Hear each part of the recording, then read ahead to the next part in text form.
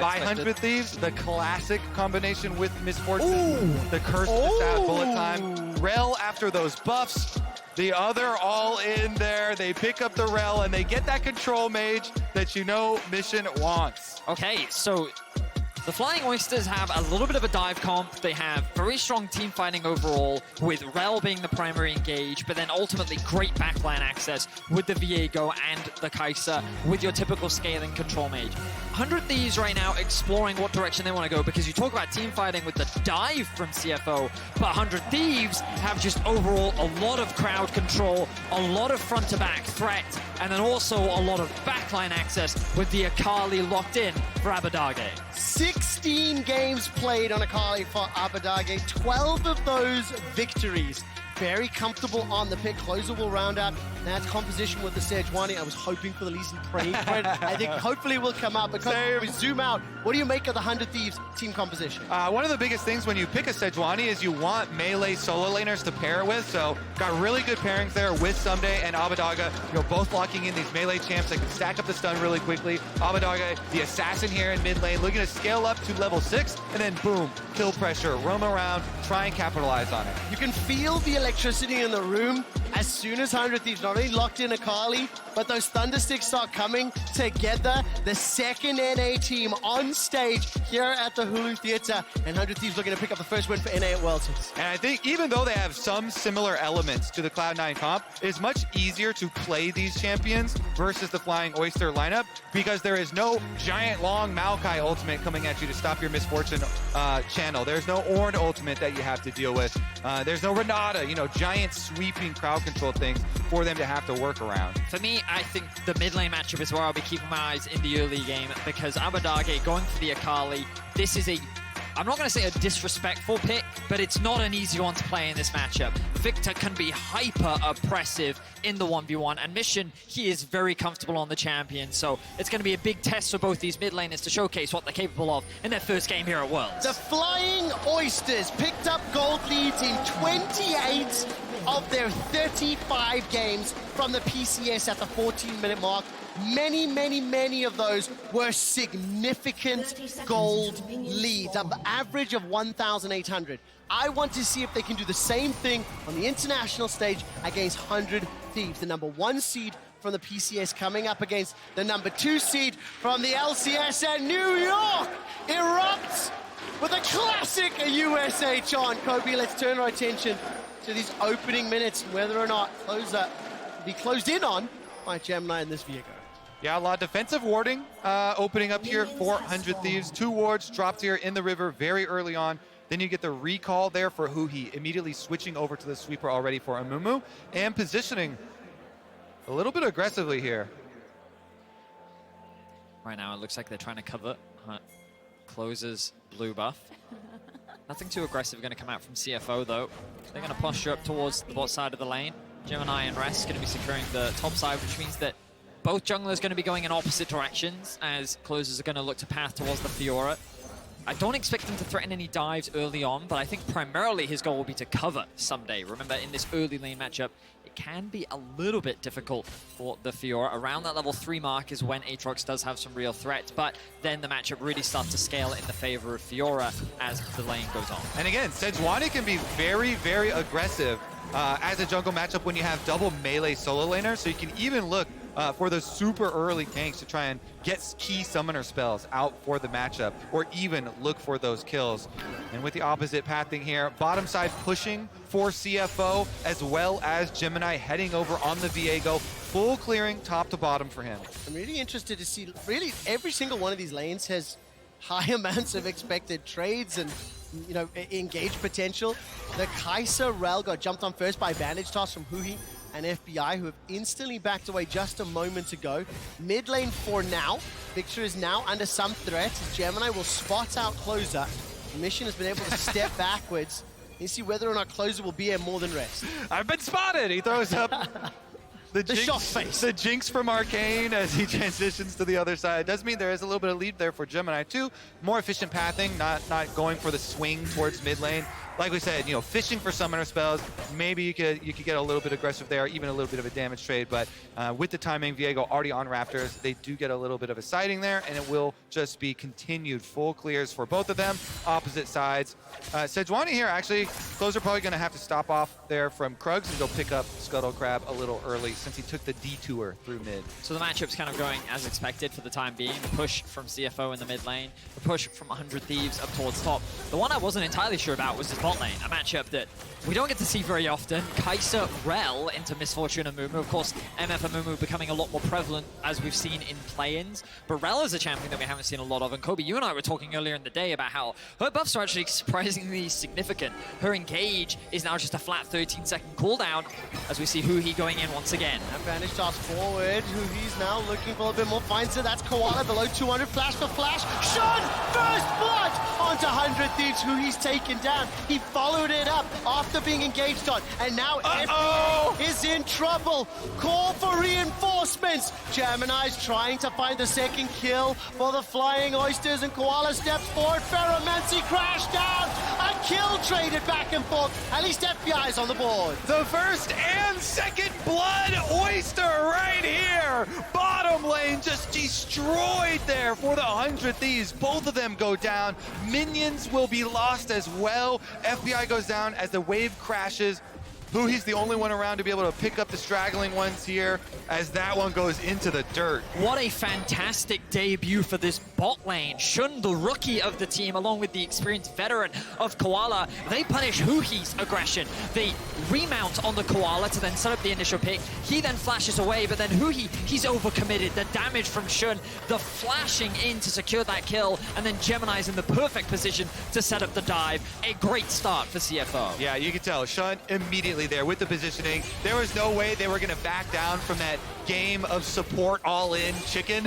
He follows it up. He gets that auto off. The Kai'Sa passive, massive there. And Gemini, the standout there from Champions Queue, past full clear all the way down on Viego. Easy move for him to come support that big play from the bottom lane, setting it up. And statistically speaking, from a PCS perspective, Shun's damage percentage and damage per minute in comparison to the rest of the league was below average, was not one of the players that really shone in the PCS. So not only is this combo something we haven't seen a huge amount of before, he is popping off in this early game. But considering how young of a player he is, it's really impressive how mechanically he has stood out within the PCS. He is a player that the region is very excited about and the potential that he's capable of. And to start off your tournament like this kind of matches the expectations that have been put on his shoulders. Yeah, especially with this team comp. That is greatly going to accelerate the win conditions here for the Flying Oyster. They can go for those dive bomb Kai'Sa plays much earlier.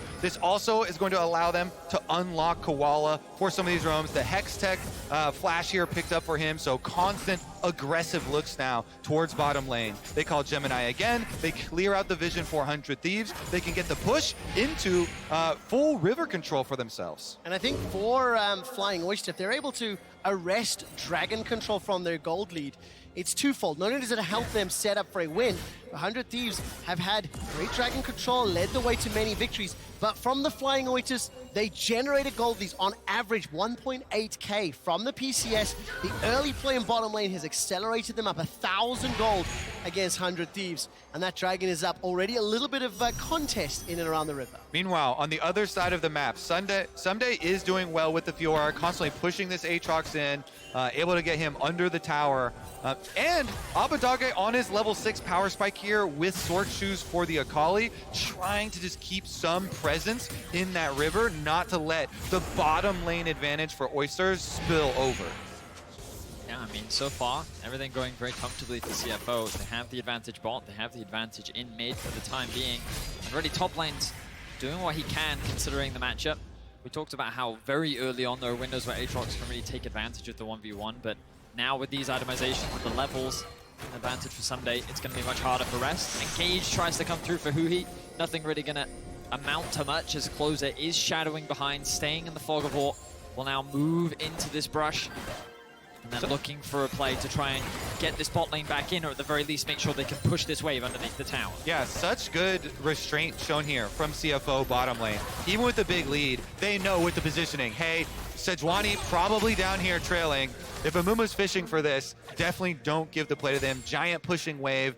We only have a couple seconds to wait. As long as we don't step up and make some giant ego play, we'll retain this massive advantage. It's the rule of thumb, Kobe. Never fight into a stack wave, right? It's just, not only like, do you have... why are they going for this? When not only are there opponents in front of you, but the minions also act as an additional enemy. So very smart, good respect there. But it's not Gemini that's going to start this one off. He's just going to start this one off solo. Closer will be there to match him. But look at the mini-map. We can see both supports heading their way towards the Herald. Huhi, though, has the slight advantage. Very quick itemization and CS differences, no significant Hang on a advantage. second. As Sunday takes a cue to the face and forces Rest to flash once Closer comes in from the flank.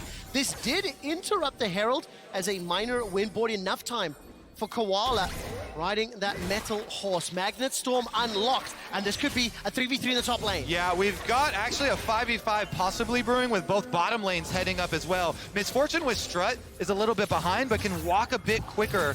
Kaisa already here. Herald does leash though, so there's a delay on the giant Herald fight. Both supports are level 6. That crucial ultimate. The primary engages of both teams will be available. And remember, the biggest difference, CFO, they want to try and dive, leverage their intent mobility to get onto the backline, whereas Abadage is going to be using his mobility to access that backline himself. Both teams are posturing 5 versus 5 on the map. The Herald, the objective. Who pulls the trigger? Who pulls the trigger? 100 Thieves. They're on the Herald. Look at Koala. Keep your eyes Flying on the Oysters, Rel. stepping forward, Magnet Storm, followed up by the Killer Instinct, then Closer Simpacting with the Glacial Prison, does so much to dissuade the engage. It's 100 Thieves that get the kills. Abadaga's 5-point strike, manages to get it and steps back away. The engage was great, the counter was better. The massive Misfortune ultimate from FBI over the entire CFO team. 100 Thieves, they get the kills and they get the Rift Herald. I thought that fight was going to go horribly for 100 Thieves because at the start of this, look, keep your eyes on Huhi. He's going to miss his engage, and that's the window that CFO used. The 2-man ultimate, but the riposte is good. Then the flash ultimate from Huhi sets up for the MF ultimate to rip apart CFO. They're forced to disengage, and 100 Thieves not only secure the Herald, but pick up 2 kills. Yeah, the chase afterwards there too, picking up 1 more for themselves. Koala right back out to the map though, clear out some of that vision. They did not get the bounty on top of Kaisa's head, as Shun was one of the ones able to escape right back through, but no summoner spells or ult left for him. Look at that damage from FBI's Bullet Storm. The fact that Sunday was also able to riposte the engage, that CC, instantly became a threat that needed to be made aware of. I missed that in the live. Now, important to note, 100 Thieves are still down 700 gold, but they can use that Rift Herald for a plate gank. Use that to get some control. Also, Sunday's up 20 CS, 30 CS in that top lane, Kobe. Yeah, and every lane now is looking at jungle ganks because so many flashes were burned in this. Right now, mid pressure is going to allow the push out for CFO. They'll transition over to Dragon as Closer comes to check. The window now the 100 Thieves have is the Herald in top lane. You can see that Sunday does have the push. There's nothing that's going to get in his way if he wants to use it with the Divine Sunderer completed as well. Is he actually going to look to proxy this? No, he's just going to trade a little bit and disengage. I thought that was a good window for him to actually throw this down and really threaten that secure on the top tower, but for the time being, he's going to hold on to it. Will pick up that ward there. Cheeky little deny. But CFO, they will secure their first Drake of the game. Small bonus for them. And the thing we also have to highlight is Shun sitting at 3-0-0 right now. While that fight did not go in the favor of CFO, he was the only one to pick up a kill, and he's continuing to scale up and become a real threat. And they did a good job tracking cooldowns as well, playing around. Misfortune doesn't have ult backup for this Dragon fight, so we're going to move in. We'll take it while that is down. They don't have to threat. That was just beautiful. Closer is going to be able to help out. Wait a minute, but it turned around. How did that turn around? The gravity field stunned them. The gravity field stunned them. The gravity field locked Abadage in place, and they're not done just yet. Yo, we need a slow-mo on that replay. I was convinced Mission was going to die, and I could not be more wrong. Mission stands tall in the face of the assassin. Immediately, they get the counter, and Gemini comes in. Viego, execution damage, bursts down Abadaga. Call him Tom Cruise because he pulled off an impossible mission. It didn't deserve that laugh, but thank you, Betty. I'm kind of hurt. That's how painful it was to listen to that. Mission leveraging his experience there. This is his 5th world appearance. the man stood in the face of execution and held his ground, walked away the victor as his jungler came in to protect him. Oh my God, it's the 1-2 punch up here. He didn't realize it. Was that intentional? Anyways, wasn't let's take a look at the intentional. slow-mo. That wasn't intentional. He doesn't do that. So look at the engage here. It was a clean engage from Abadagi. Everything lands. He's just waiting for the ultimate, but then he gets rooted up. He gets stunned by Gemini into the root from the gravity field, which means that he gets locked up long enough to allow CFO to secure that kill. Beautiful play from the mid-jungle duo. The synergy coming in clutch. Gemini's timings have been so good here, working to the lanes that need him. Let's take a look at Closer and who he headed up top, though. Someday the winning part for 100 Thieves. They shall payable. Rift Herald is not valuable. It is taken out and denied by Gemini as well as Rest.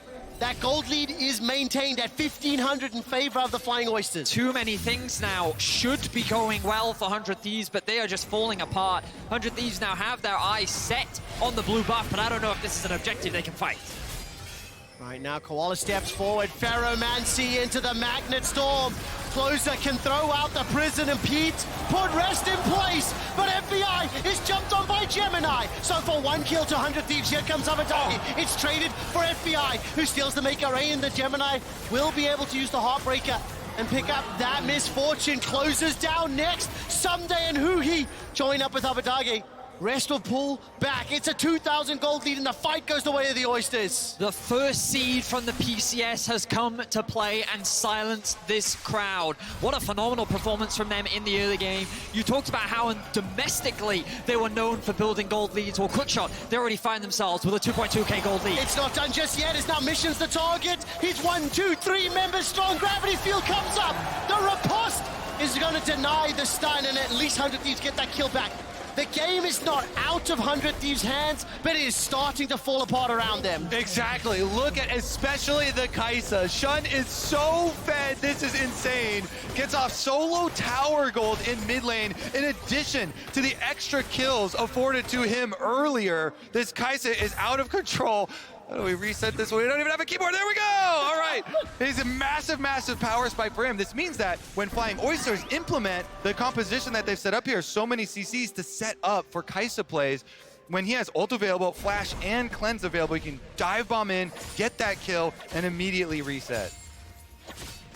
Flying Oysters so far managing the skirmishes sublime. Despite that Rift Herald fight going the way of 100 Thieves, almost every other play thus far has gone the way of Flying Oyster. They picked up first blood, they picked up first dragon, they've picked up the first tower, and it is 30 seconds until the next dragon spawns. Gemini on this Viego as well. Reminder that that was blue side's second pick. He's 2-1-3.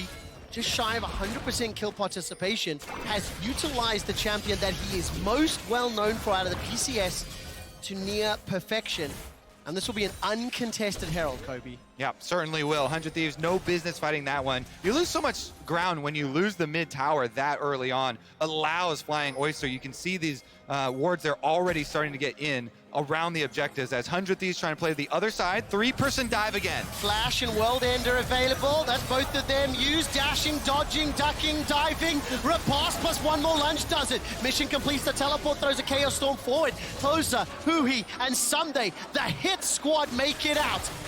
Now, does Shun fancy a shot with that Killer Instinct? Not into 3. He backs out. 100 Thieves get the kill and get away. And it's smart timing to go for that play for 100 Thieves as well. They're trying to play away from this Kaisa as much as possible because that is so much of the gold lead of Flying Oyster right now. They get the kill, they get out while Mission is teleporting in and escape this time without a counter.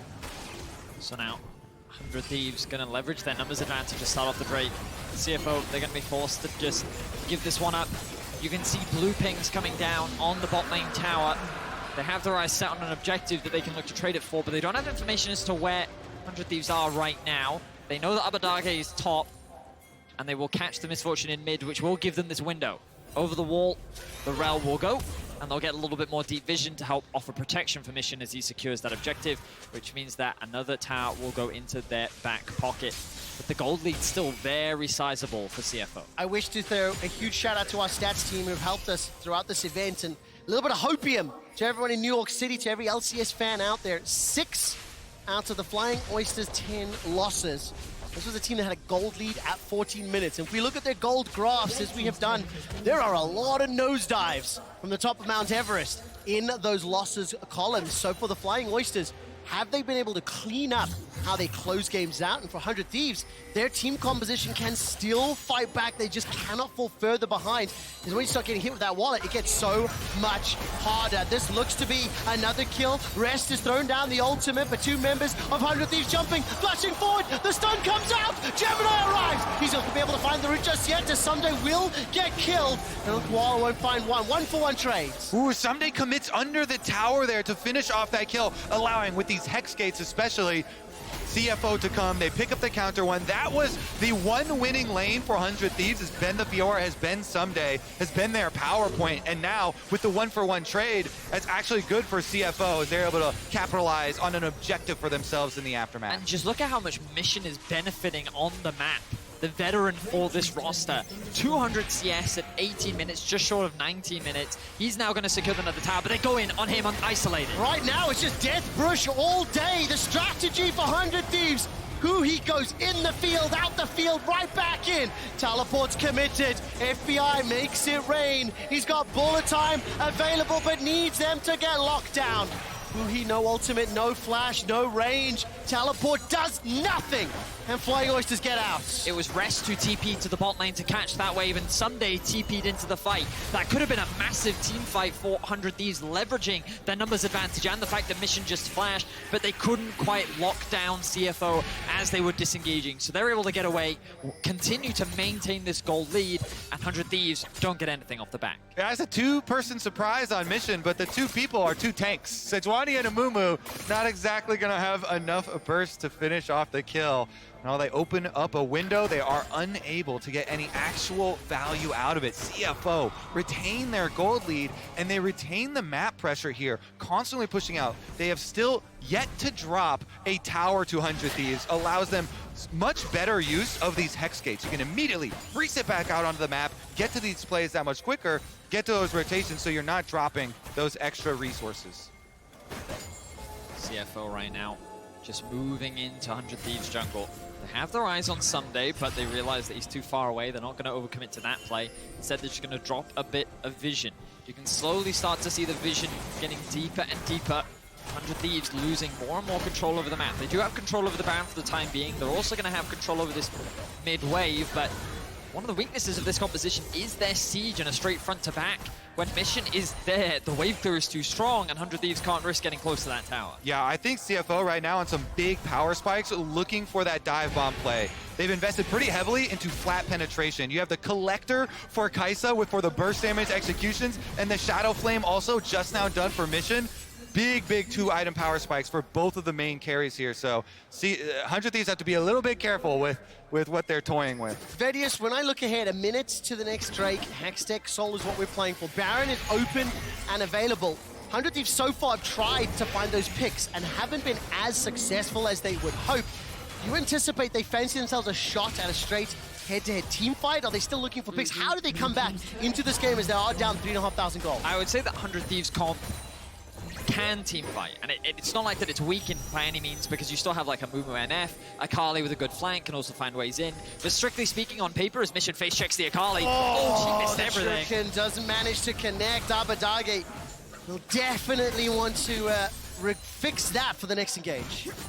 I think 100% of the chance of winning a team fight for 100 Thieves is predicated on hitting an Amumu ultimate to lock people in place for MF. If they don't hit that, they're going to lose. And I think that when you kind of strictly look at CFO's comp, it's just so much easier to play when it comes to the fights. The TP is now coming in, the Dragon is up in 7 seconds. It is CFO that have control of the mid wave, and actually they're conceding the bottom river right now. They're moving up towards the Baron.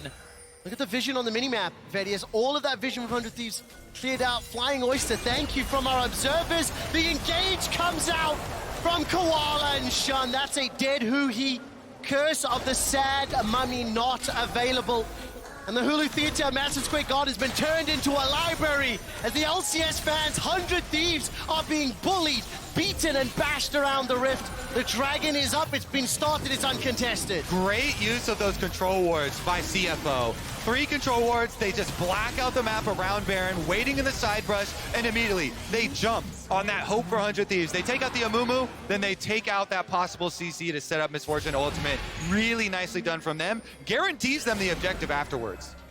Shun, the young player, the newest addition to this roster at the beginning of the year, is right now 5-0-0 in his very first international game. What a stand-up performance from him, but a lot of it is being set up by his team, and you can see just beautiful commitment from the bot lane. Koala with the engage, the ultimate to follow it from Shun, and they just melt this Amumu off the map.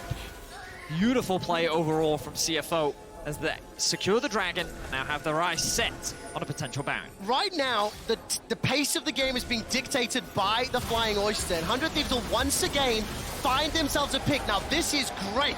This is exactly what the 100 Thieves need, and their composition is by no means at a point that at 3K, they cannot claw it back. It's important. Stop conceding gold. Stop conceding Teleport gold. again. Do not concede this Baron. Don't let it get stolen. Okay, You are the Thieves. He's looking for a flank opportunity, but he won't be able to find it. Will be spotted out by Mission. Abadage hang on the flank, the engage from Closer. Oh, the double bluff was great, but it doesn't set up the kill. Abadage forced to run for his life now. Baron's been interrupted. Rest is trying to end 100 Thieves' world. There is too much damage, too much chase, and Flying Oyster kill 100 Thieves. A triple kill for Shun. That is 100 Thieves wiped off the map, and that will be the Baron secured for the Flying Oysters. Shun is legendary! 8 kills for the Kaisa now. So insanely fed, and the Flying Oysters with Baron are gonna leave their mark. Here's another look at the setup. Closer goes out, hits the Sejuani ultimate, but as they go for the engage, Rest just comes in, the Aatrox, a force on the front line, trying to chase down with the power of that Victor ultimate, flashing in there for the double knock-up, insane follow-up. And that is the dive that we were talking about. The moment that Rest commits onto the fight, the Viego ultimate is right next to him, the Kaisa ultimate is right next to him, and it's not a single member going in, it is all 3 damaged threats diving onto the back line, and Someday wasn't even in the fight. And this is why we were saying strictly from the front to back, CFO have the advantage in the 5v5. 7,500 gold lead, and help me if this is not the right way to frame it, but it feels to me like 100 Thieves under pressure, falling a little bit behind early, are just not finding the counter engages. They are being caught out. Frankly, they're being pushed around the map by the Flying Oysters. I want to give everyone a heads up that PCS versus LCS all time is 4 wins to the LCS, 3 wins to the PCS. Right now, 100 Thieves is on the verge of dropping a game to the Flying Oysters, who make their World Championship debut. Baron, power plays, powered up by that Red Bull, pushing this bottom lane. This is the 5th tower secured uncontested, and it is looking more and more difficult because Flying Oysters engage is just so powerful. They're on the doors of the base of 100 Thieves. They're being pushed to the brink. They're going to need a miracle fight to be able to bounce back in this one. The gold seems insurmountable, and CFO have done a fantastic job of leveraging their leads to suffocate their opposition. Kaisa almost has Infinity Edge, and we're looking at 2 items on Misfortune here. I cannot get over the massive advantage of Shun. This is going to be so dangerous for 100 Thieves. Everything standing here, trying to defend inhibitors. Oh man, 800 plus 40 CS. The Baron empowered minions are starting to clear out. And of course, because of that Baron buff, they're so much more difficult to be cleared. Abadage and Closer looking for an opportunity. They have to hit their skill shots. They have to do it again and again to make back this goal deficit. 4,000 Red Bull Baron power play in the favor of CFO right now. They've secured the first base tower. They're looking for the first inhibitor. Rest is going to clear out that mid wave as a new one joins the fray. CFO likely not going to try and end the game right now. The Dragon spawns in about 35 seconds, and after securing this tower, I expect them to disengage. I think as soon as that cleanse comes up for Shun, there's 0 chance that 100 Thieves could be able to win a team fight anyways. With that thing up, even with the Amumu flash in, trying to land an ultimate, their dream scenario becomes non-existent. And there's the Infinity Edge for Shun. He resets. It's a 4-item Kaisa to the 2-item Misfortune.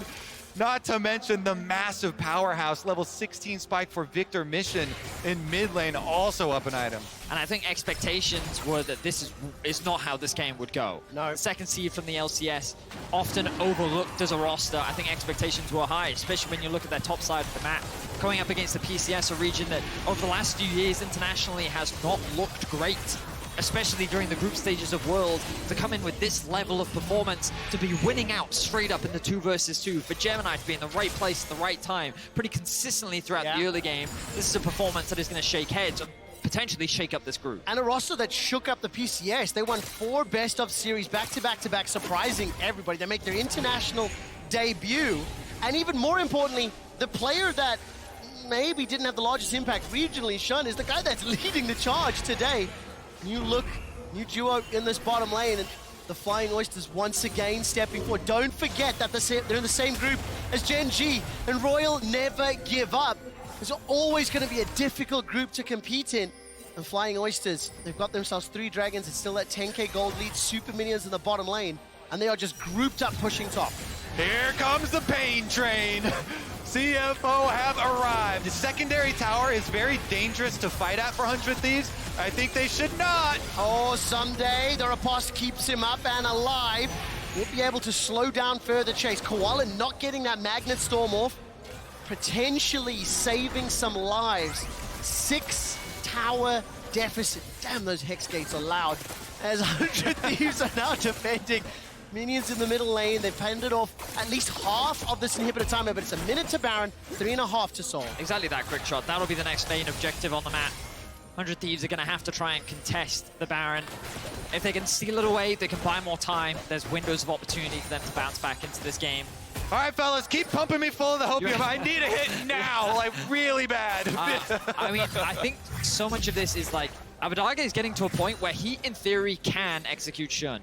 The question is, will he actually be able to do it? Because the amount of mobility that he has at his disposal, the amount of damage that he has, there's a real world look at where this Shun is the executor. I always got to stopwatch. Okay, never mind. It's no longer possible to execute Shun. For 100 Thieves, they are hoping and looking for Flying Oysters to maybe overstep. Look at the vision. It is pretty deep right now. They're starting to push it in this northern quadrant. The Dragon River is empty as we're still 3 minutes away. Very, very clear. Flying Oysters, they're setting up for Baron. They're pushing the waves. They're pulling the vision down. Now they're going to back out and wait for that to spawn in a few seconds' time. They've been grinding away, too. Nice to see the hard work rewarded here for the Flying Oyster. Baron about to spawn, and once again, they've done a very good job with the fundamentals. Sweep clean all the vision here for 100 Thieves. Make them face check into you, into your massive advantage. Oh, This is melting. Baron steal hope. Hope. Is it going to happen? Back away. Flying Oysters have been disciplined most of this game. They have not overextended. Look at the base.